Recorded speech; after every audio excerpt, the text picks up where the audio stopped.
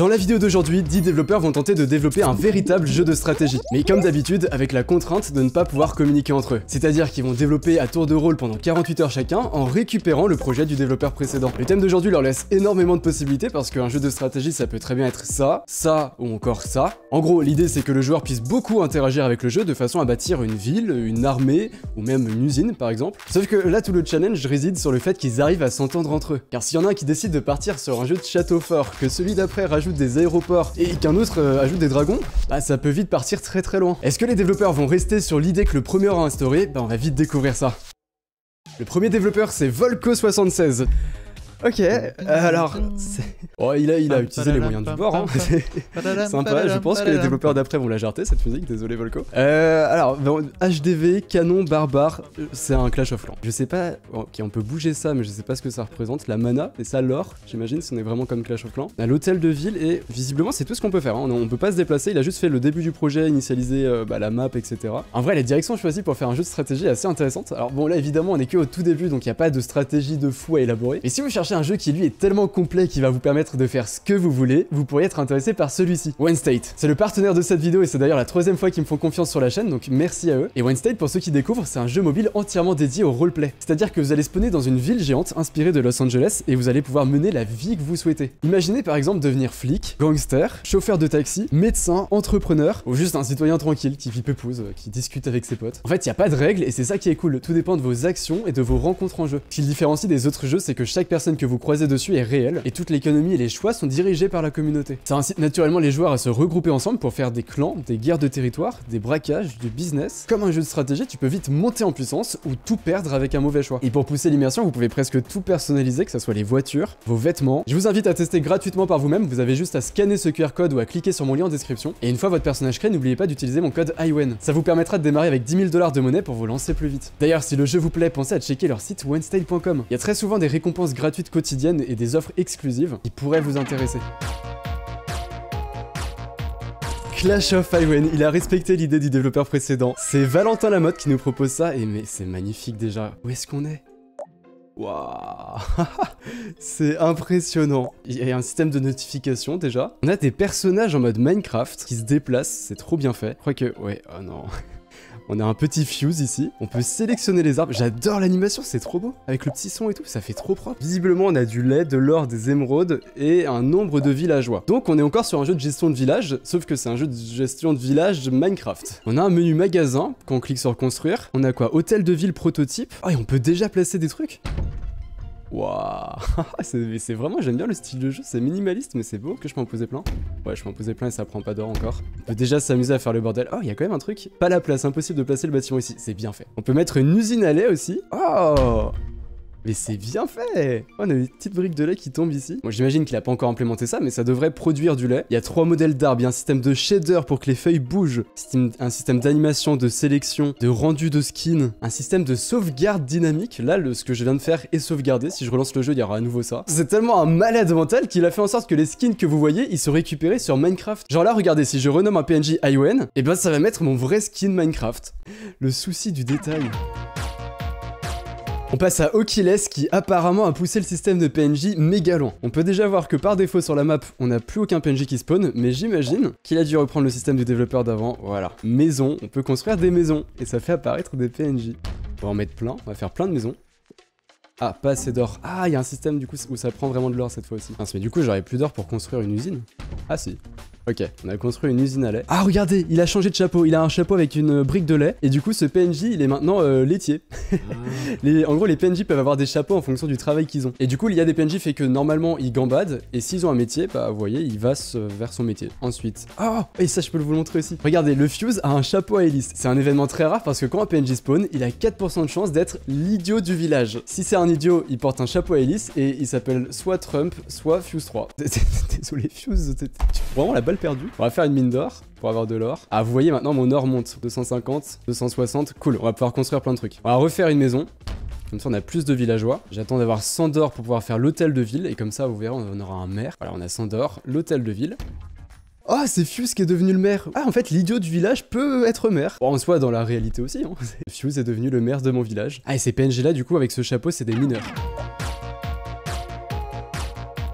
Le quatrième développeur, c'est Unrealities. Alors, il a pas ajouté de texture, mais il a ajouté un système de sélection. Là, je sélectionne l'arbre, là, je sélectionne la maison, et on a une interface qui apparaît avec la vie du bâtiment, le niveau du bâtiment, et visiblement, on peut même améliorer le bâtiment. Genre là, j'ai 300 d'or. Ah non, non, j'ai cru. Ok, bon, il a pas eu le temps d'ajouter le système d'amélioration, mais le développeur d'après pourra le faire. On peut sélectionner les villageois aussi, du coup, on peut voir leur pseudo. On peut voir d'où viennent les skins en question. À votre avis, ce skin, il vient de quel pseudo?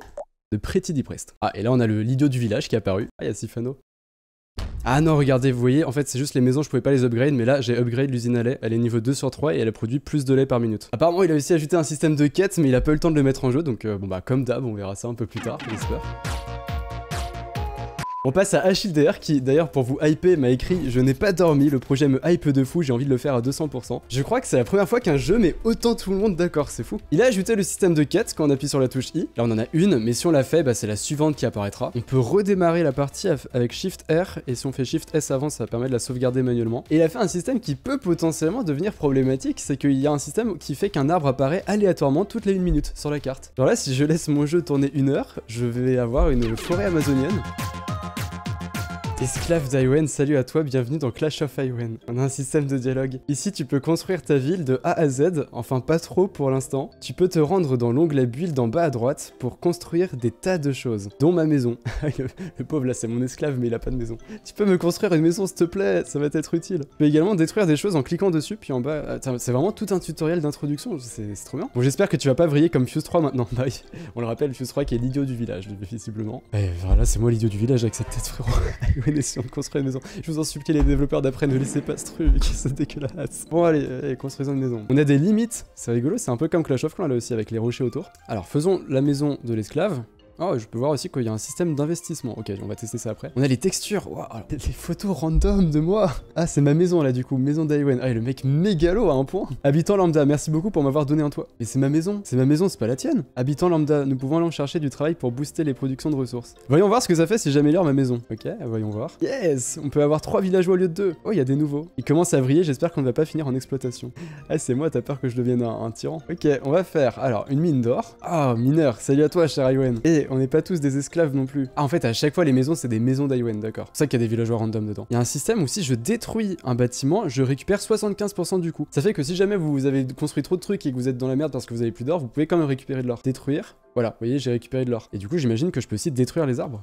Nickel, sauf que ça donne pas d'or. Mais au moins, vu qu'il y a des arbres qui apparaissent de manière aléatoire, ça permet de pas se faire envahir. Le truc qui m'intrigue vraiment, c'est ça, c'est investissement center. Ouais, là j'ai assez de lait, donc investissement center. Nickel! Il n'y a pas encore de texture, mais on peut l'imaginer, l'investissement center. Ah, tiens, limite, le monteur peut mettre un bâtiment de la défense, là, ça sera réaliste. Yo man, tu es venu investir dans les actions? Yes, on va pouvoir se faire encore plus de thunes. C'est en lien avec la dernière vidéo que j'ai sortie, vous me direz. Voilà la mentalité qu'il faut avoir, mon grand. Investissement... Quoi? Comment ça, investisseur con? Pourquoi j'ai un investisseur con? Bon, alors, faut que je comprenne comment ça marche. Production 600 or par minute avec un risque de 50%. Comment ça marche? On va l'améliorer. Comment ça un risque? Je risque quoi? J'ai pas compris exactement comment ça marche. Ça devient vraiment stratégique parce que là j'essaye de faire la quête pour améliorer l'hôtel de ville et c'est pas évident, faut que j'atteigne 200 de lait. Donc là j'ai amélioré l'usine à lait ici mais j'en ai reconstruit une. Comme ça voilà, on a plus de capacité. On va faire plus de personnes pour que ça produise plus vite. On a fait une quête, voilà. 30 émeraudes obtenues. Atteignez 100 villageois dans votre ville. Ah ouais, ça va être dur ça. Ah c'est bon, là on a assez de lait. Et du coup amélioré. Et voilà, hôtel de ville numéro 2, on a réussi cette quête. Le pacte avec le diable, améliorer l'hôtel de ville au niveau maximum. Le diable est dans les détails. Quoi, il y a un diable si on met à l'hôtel de ville numéro 3? Bah oui, 666 heures et 666 lait qu'il faut. Bah oui, c'est ça le lien avec le diable. Là, j'ai 666 d'or. Juste un max de lait maintenant. Bon, petit timelapse parce que là, faut juste attendre que le lait se farme. Putain, la quantité d'usine à lait, Lactalis en sueur là. Bon, on va atteindre les 666 de lait. Voilà, amélioré. Et voilà, niveau max, le pacte avec le diable. Bon, il a ajouté énormément de quêtes. Voilà, compte blindé, atteignez 1000 d'or et 1000 de lait, esprit Kaizen. Dans cette série, il y a toujours un petit moment où ça part en couille le jeu. Et bah, en vrai, tant mieux que ça soit pas encore le cas, mais est-ce que ça va rester? 7ème développeur, Kizo. D'ores et déjà, on voit un petit menu quête ici, il n'y a plus besoin d'appuyer sur I, et surtout, il a refait l'interface. Regardez, on passe de ça à ça, et je crois que cette fois, on a toutes les quêtes qui apparaissent d'un coup, alors qu'avant, ça se débloquait de quête en quête. En plus, c'est intéressant, on peut voir toutes les quêtes qui ont été ajoutées. Il a refait un peu toutes les interfaces, là aussi, on voit que c'est un peu plus propre, on passe de ça à ça, et on voit qu'il y a un nouveau bâtiment, le laboratoire, et le centre d'investissement, visiblement, apparaît pas par défaut, faut le débloquer, et je crois qu'on le débloque grâce au laboratoire, vous allez voir. Une maison... Ah, je commence ça devient un peu répétitif à force, ça me tue. Il y a des textures sur tous les bâtiments, sauf la mine d'or, personne n'a été inspiré. Faisons le laboratoire, voilà. bah oui, le laboratoire il a pas été inspiré non plus sur le modèle du bâtiment, il a repris ça. Alors on a une belle interface quand même, et on peut voir que le laboratoire permet de débloquer des bâtiments. L'usine à lait se débloque avec le laboratoire, tout comme le centre d'investissement. Voilà, acquis, maintenant je peux faire une usine à lait. Investissement center, j'ai pas encore assez de ressources. Et si je veux d'en construire, voilà, l'usine à lait apparaît. Il me faut combien de lait pour débloquer le centre d'investissement? 40. Ok, ça va. Faut pas être intolérant au lactose dans le jeu. Hein. Et là, hop, on peut faire un centre d'investissement. Bon, c'est des ajouts minimes, mais à chaque fois ça polie quand même un petit peu le jeu. Développeur numéro 8, Xernas. Et déjà, on peut voir qu'il y a un nouveau petit bouton, combattre. Ok, on est sur une nouvelle map, et on peut placer des unités, on a des Aiwenito. Mais arrêtez avec cette image, les gars. Mettons un dé. Et pourquoi c'est une brique de lait? On peut même pas placer. Tout le système de combattants a été codé et est maintenant quasi prêt à l'utilisation pour que le prochain développeur puisse ajouter cette mécanique de combat. Ah, il a juste fait le système, mais il marche pas. Bon, pour son excuse, je crois qu'il a fait ça entre 2 épreuves du bac, c'est pour ça qu'il a pas eu trop de temps.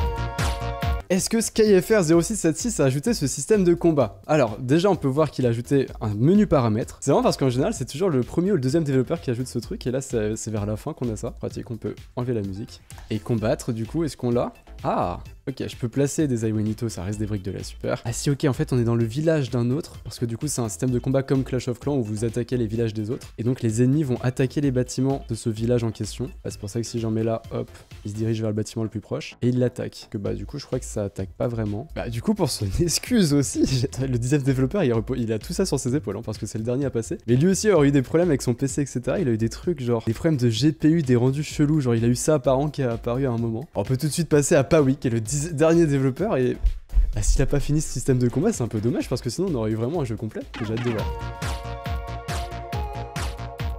Donc Pawi, visiblement, il a remodifié tous les modèles 3D. Regardez, maison d'Aiwen, on passe de ça à ça, ce qui est nettement plus joli. Toujours un mégalo dans ce jeu, hein. L'hôtel de ville passe de ça à ça, mais c'est trop beau les modèles 3D. La mine d'or a enfin une apparence. Elle est comme ça. Le laboratoire aussi devient comme ça. Et je crois que le mec s'est déter à faire aussi les améliorations, regardez.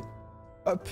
Là, on l'a mis en niveau 2 et on a des choses qui sont apparues. Niveau 3, pareil, on a une petite cabane au-dessus qui apparaît. L'hôtel de ville, pareil, il devient de plus en plus badass. La mine d'or, hop. L'hôtel de ville, hop.